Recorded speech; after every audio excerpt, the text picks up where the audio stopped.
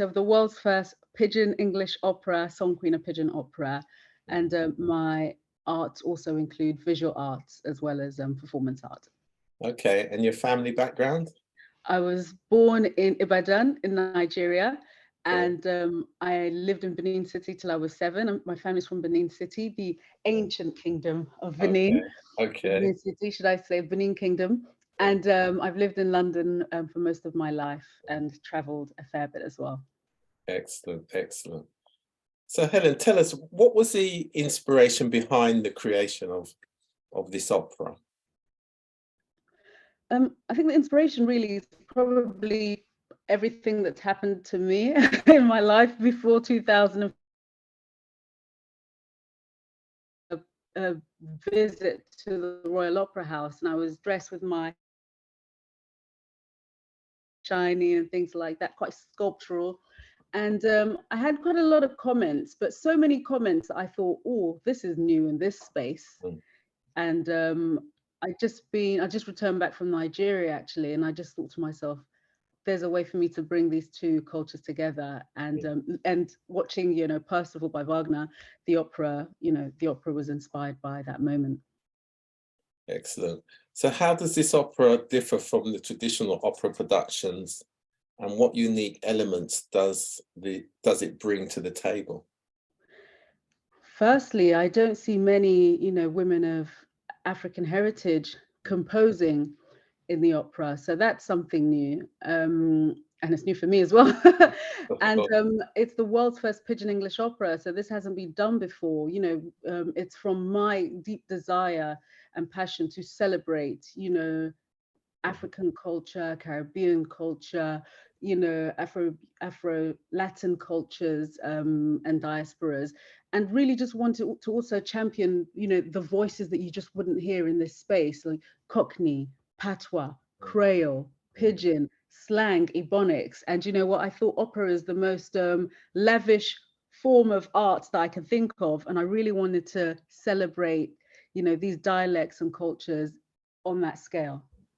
And in fact, it's an interesting creative approach, because it's both diverse yet inclusive. Yeah, so important, because I think a lot of arts are either missing a trick or maybe choosing to miss a trick. But there are just so many people unheard, and so many voices that are unheard, and so many people are interested in listening to different stories, and also celebrating, African, Afro-Caribbean heritage in a positive way. It doesn't, yes, there is some struggle. Yes, there are struggles, of course, that can't be denied, but there's also vibrancy and joy and life and, survival and strength. And really, that's what I'm focusing on in the opera. So these are all the things that maybe audiences aren't used to seeing, but they're going to see it now. Excellent. And of course, you're demonstrating that creativity overcomes the most complex problems that we may have in life. That's my deep belief. Yeah.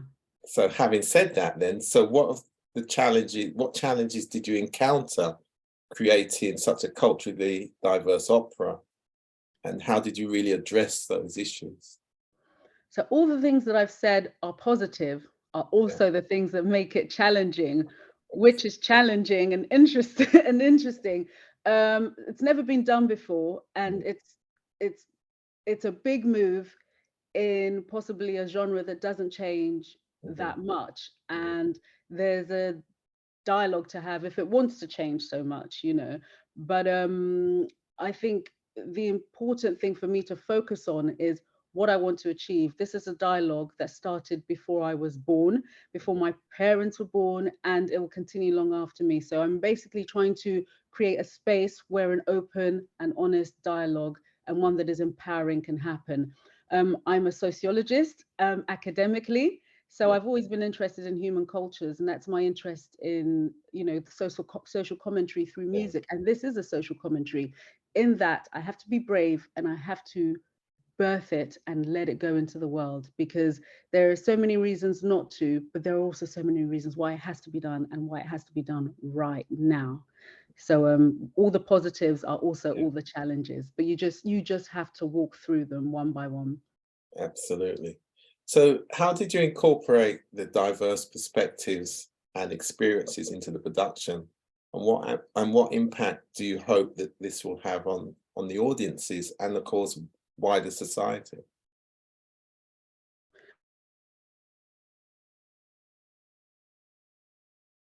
Scientific approach to the research into the linguistic, that the direction I wanted the project to go in. But yes, no, I've studied languages, and especially, linguistics within music for this production and before this production, because that's my genuine interest. And really just, speaking with friends, people that I know that speak, these dialects day in, day out. And I grew up in East London, so I did know a lot of the Cockney rhyme, slang and things like that, as well as multicultural London. So a lot of the dialects, if not all, are within my immediate community and immediate group.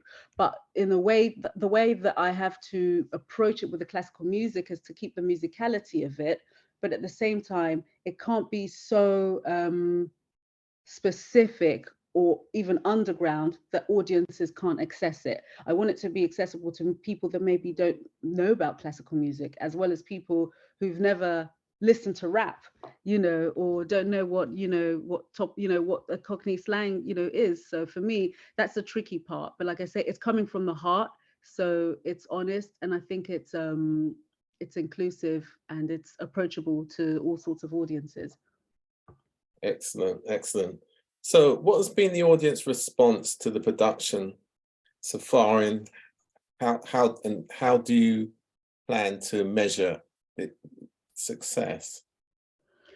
Well, I think it's been performed in quite a few places in the world, so I can get a perspective from, the different cities. It's been done in London before, and it's back in London again on the 29th of this month, this Saturday actually.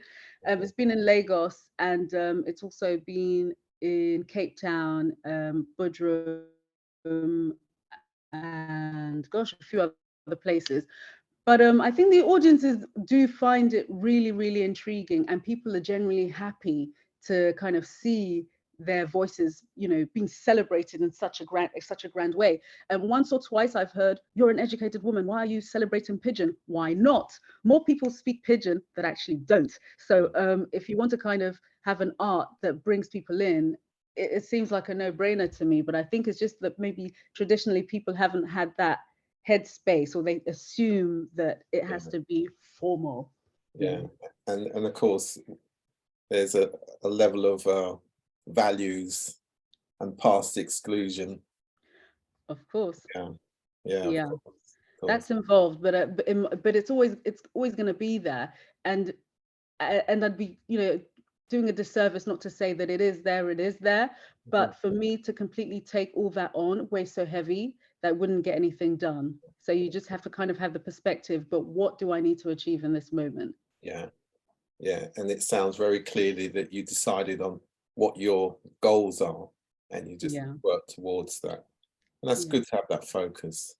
yeah, it's bigger So than me. what, yeah, of course. So what steps did you take to ensure that the cultural diversity of the production is accurately represented and respectfully portrayed? Well, I think I've got lots of people from all over the world involved in the opera, and there have been times when we've said, "Would that be said like that?" or "Is that appropriate for that?" But there's also artistic license to adapt certain words, for example, to fit in a specific Yeah. note or note frame, Mhm. and things like that. But it's coming from the heart. It's inclusive in the cast, and we've had many voices kind of have a look at this, and the aim is not to offend. Nothing is ever going to be perfect. It's Right. not, it's never going to be perfect. You're not going to, even the Nigerian pidgin that I'm speaking, people might even say, what's in this one,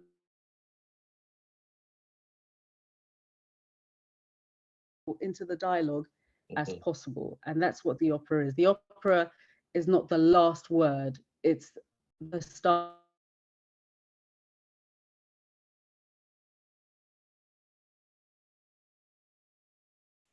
Oh no, you're back on.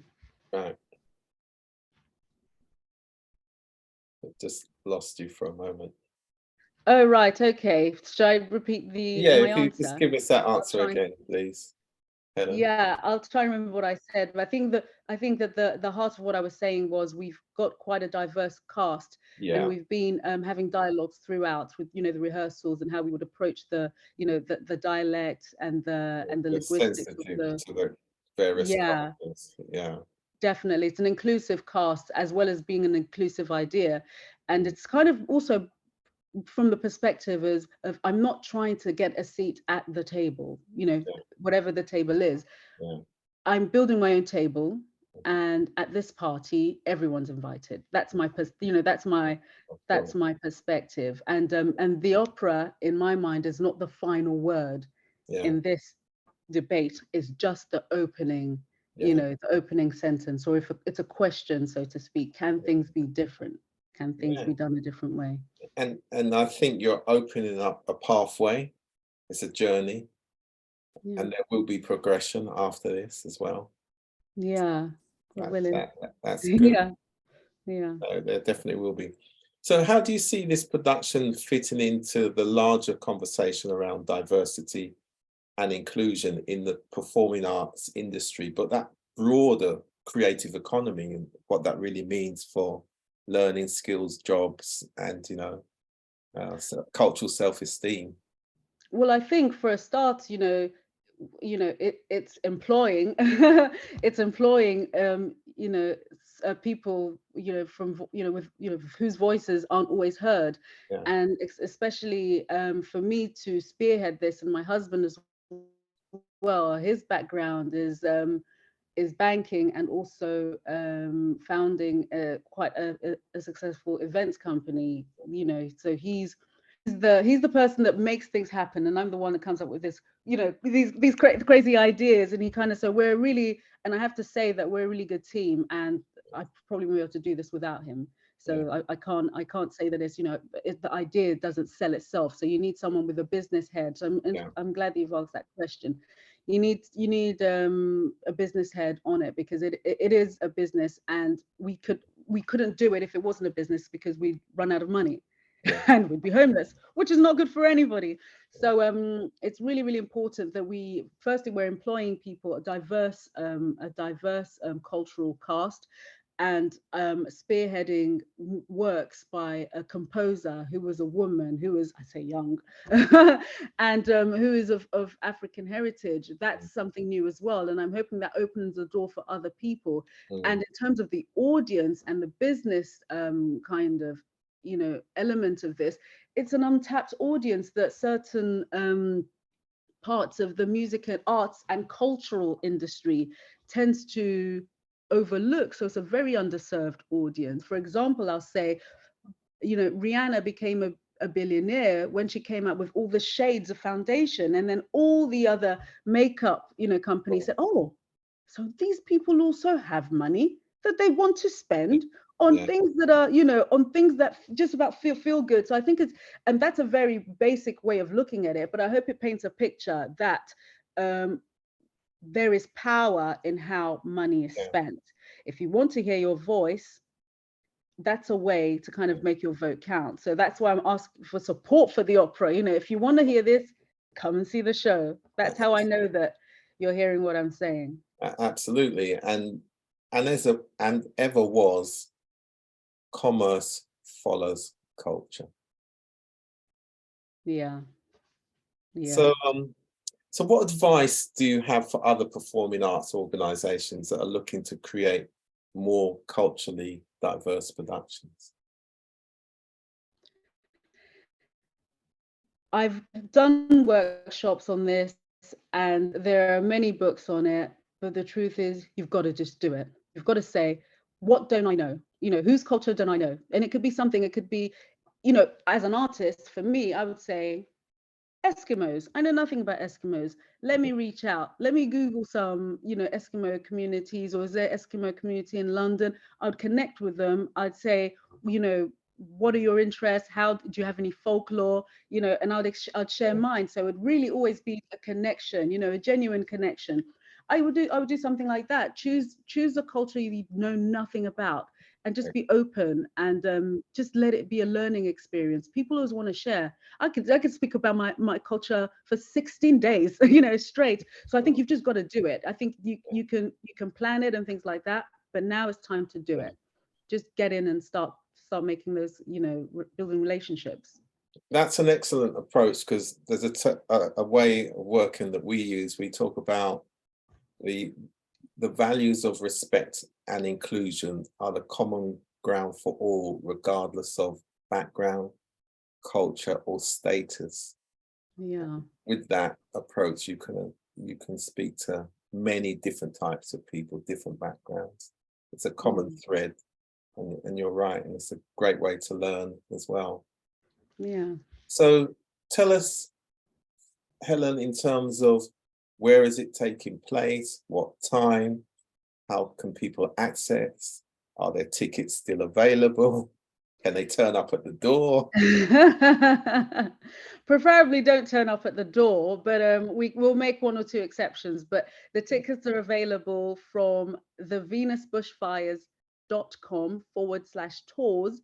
You can also get it from Eventbrite, and if you search Song Queen of Pidgin Opera on Eventbrite, you can grab your tickets there. We have two performances this Saturday on the 29th of April 2023. I have to mention the year as well. And we have a 2 p.m. matinee performance for families and a 7:30 p.m. performance for adults. And the show is about an hour and a half with an interval in between. Performing with you, it's at St. John's Church in Hyde Park. So but all the information is on the website in the tour section. Excellent. Because it's easy to assume that it's come this far, but it's, you know, we really, you know, show us the support, show us your love by showing up. Great. Thank you very much, and wish you all the best. Thank you so much for having me. This has been really, really, really great. I really appreciate it. Thank you. Thank you.